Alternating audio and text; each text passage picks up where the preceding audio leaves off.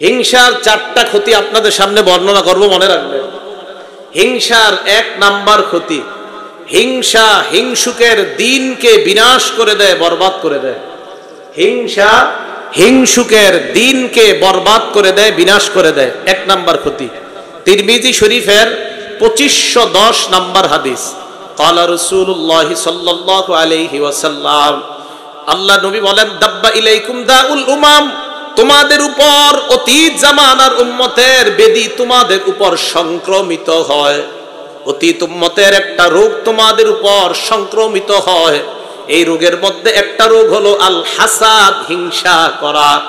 আল্লাহ নবী বলেন, হিয়াল হালিকা, হিংসা নামক অপরাধ এমন একটা অপরাধ, হিয়াল হালিকা, যেটা বিনাশ করে দেয়, মুন্ডন করে দেয়। আল্লাহ নবী কয়, লা আকুলু তাহলিকুশ শারা, আমি এটা বলছি না হিংসা তোমাদের মাথা মুন্ডন করে। নবী বললেন হিংসা নামক অপরাধ মুন্ডন করে দেয়। নবীজি বলেন, আমি বলছি না যে হিংসা তোমাদের মাথা মুন্ডন করে, তবে কি মুন্ডন করে?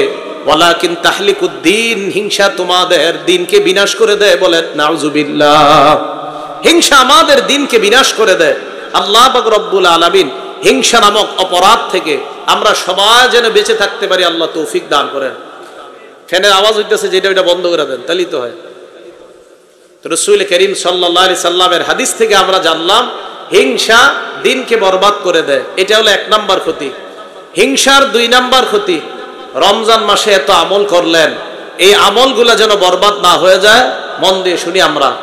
হিংসার দুই নাম্বার ক্ষতি, হিংসা নেক আমলকে বরবাদ করে দেয়।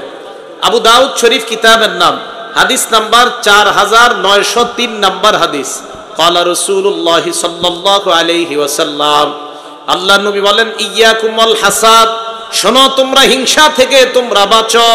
ফাইন্নাল হাসাদ ইয়াকুলুল হাসানাত কামা তাকুলুন নারুল হাতাব। আল্লাহ নবী বলেন, আগুন যেমন কাঠকে জ্বালিয়ে পুড়িয়ে শেষ করে দেয়, হিংসা মানুষের নেক আমলগুলাকে বরবাদ করে দেয়। বলেন নাউজুবিল্লাহ। হিংসা মানুষের নেক আমলকে নষ্ট করে দেয়।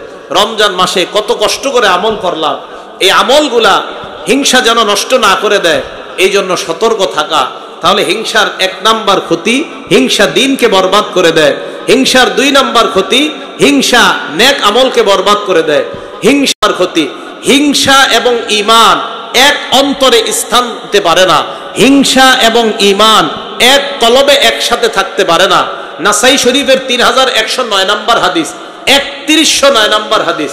ক্বালা রাসূলুল্লাহ সাল্লাল্লাহু আলাইহি ওয়াসাল্লাম, আল্লাহ নবী বলেন, লা ইজতামিআন ফি কলবি আবদিন, কোন বান্দার অন্তরের মধ্যে দুইটা জিনিস একত্রিত হতে পারে না। এক নাম্বার আল হাসাদ, দুই নাম্বার আল ঈমান। নবীজি বলেন হাসাদ মানে হিংসা, আল্লাহ নবী বলেন ঈমান এবং হিংসা এক অন্তরের মধ্যে একত্রিত হতে পারে না। আপনার অন্তরে হিংসা আছে, আবার ঈমান আছে। আল্লাহ নবী কয় ঈমান আর হিংসা এক অন্তরের মধ্যে একত্রিত হতে পারে না। ভাই, আল্লাহ আমাদের সকলের অন্তরটা হিংসা মুক্ত অন্তর যেন আমরা গঠন করতে পারি, আল্লাহ তৌফিক দান করেন। হিংসার 4 নাম্বার ক্ষতি, একটা হাদিসের কিতাব আছে নাম মাজমাউজ জাওয়ায়েদ, 8 নাম্বার খণ্ড 81 নাম্বার পৃষ্ঠা। ক্বালা রাসূলুল্লাহ সাল্লাল্লাহু আলাইহি ওয়াসাল্লাম, আল্লাহ নবী বলেন, লা ইয়াজালুন নাসু বিখাইরিন মা লাম ইয়াতাহাসাদু। নবীজি বলেন, মানুষ যতক্ষণ পরস্পর হিংসা না করে ততক্ষণ মানুষ কল্যাণের মাঝে থাকে। কোন এলাকার মানুষ কল্যাণের উপর থাকার শর্ত হলো একজন আরেকজনকে হিংসা না করা। আল্লাহ নবী কয়, পরস্পর হিংসা তোমরা ছেড়ে দাও, তোমাদেরকে আল্লাহ কল্যাণের উপর প্রতিষ্ঠিত করে রাখবে।